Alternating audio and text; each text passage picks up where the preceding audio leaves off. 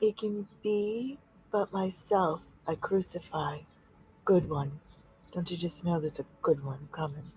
Lesson 196. It can be but myself I crucify. When this is firmly understood and kept in full awareness, you will not attempt to harm yourself, nor make your body slave to vengeance. Okay. Make your body slave to vengeance.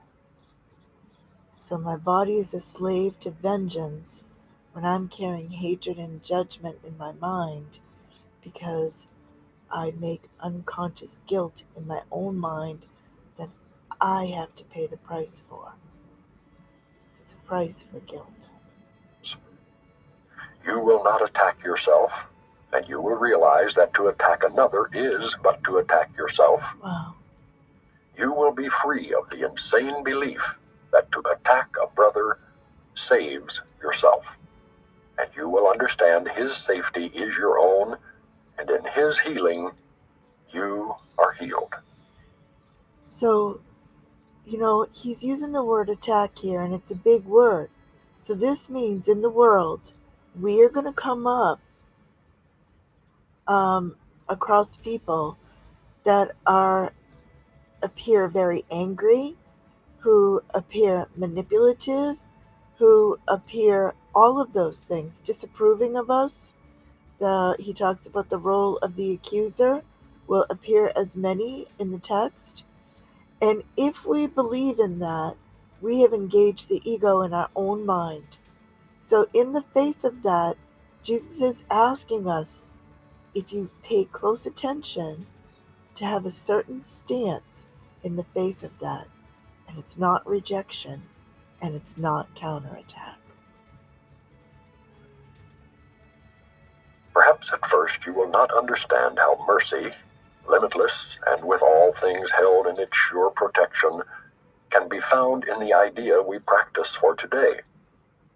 It may in fact appear to be a sign that punishment can never be escaped, because the ego, under what it sees as threat, is quick to cite the truth to save its lies.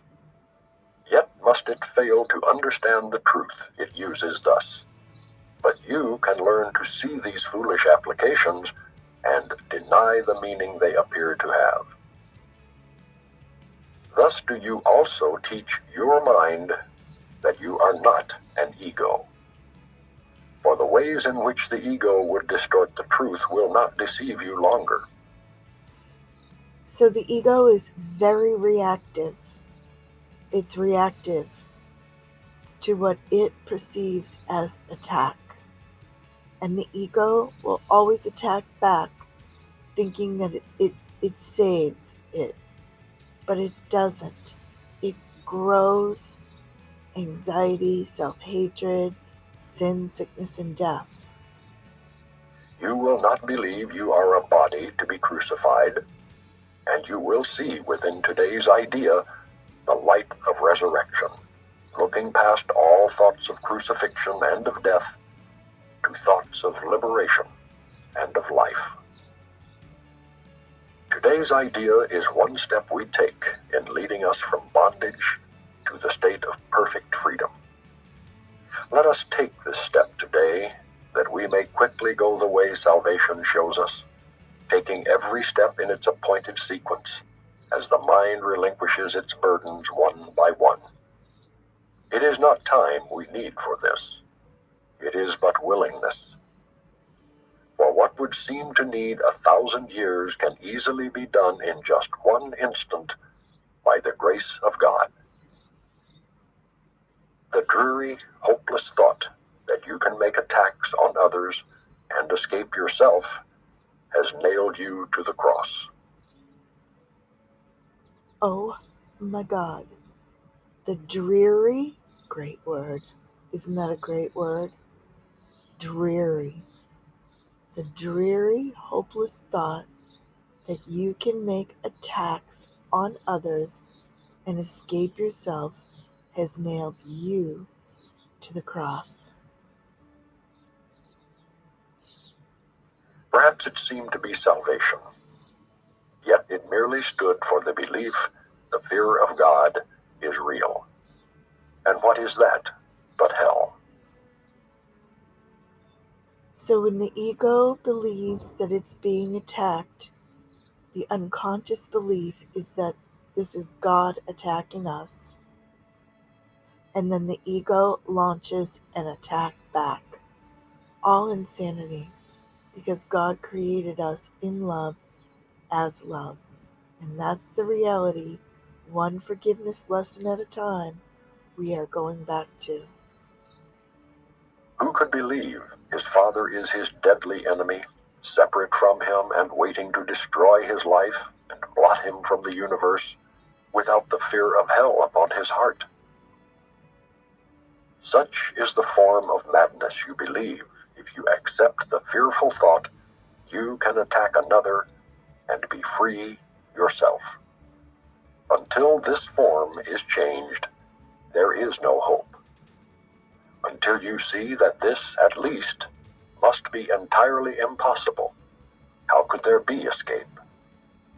The fear of God is real to anyone who thinks this thought is true, and he will not perceive its foolishness or even see that it is there, so that it would be possible to question it.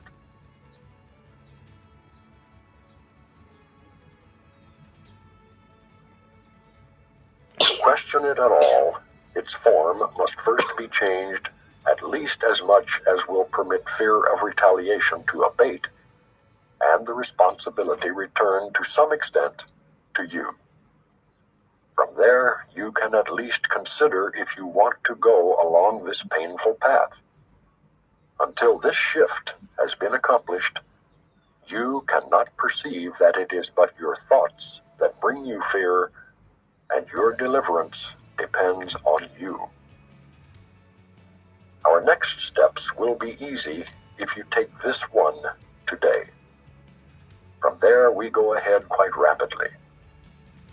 If we're willing to forgive our projections of hate, this is the ego hating God and putting that on the face of our brothers.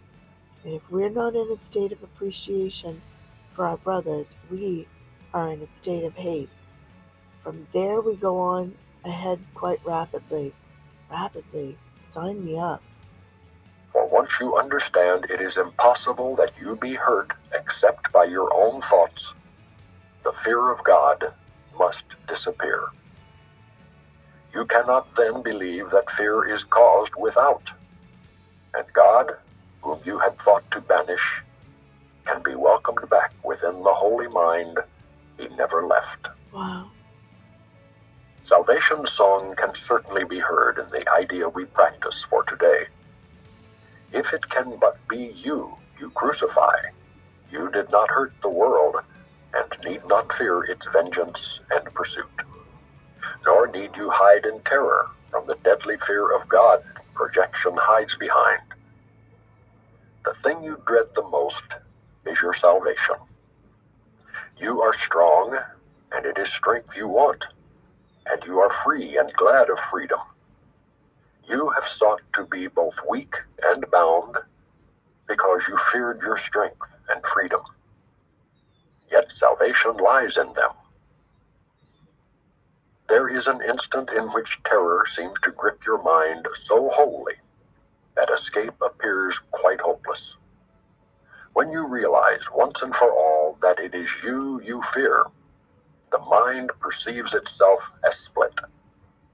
And this had been concealed while you believed attack could be directed outward and returned from outside to within. It seemed to be an enemy outside you had to fear. And thus a God outside yourself became your mortal enemy, the source of fear. Now for an instant is a murderer perceived within you, eager for your death, intent on plotting punishment for you until the time when it can kill at last. Yet in this instant is the time as well in which salvation comes. For fear of God has disappeared, and you can call on him to save you from illusions by his love, calling him Father and yourself his Son. Pray that the instant may be soon, today. Step back from fear and make advance to love. There is no thought of God that does not go with you to help you reach that instant and to go beyond it quickly, surely, and forever. When the fear of God is gone, there are no obstacles that still remain between you and the holy peace of God. How kind and merciful is the idea we practice. Give it welcome as you should, for it is your release. It is indeed but you your mind can try to crucify. Yet your redemption too will come from you.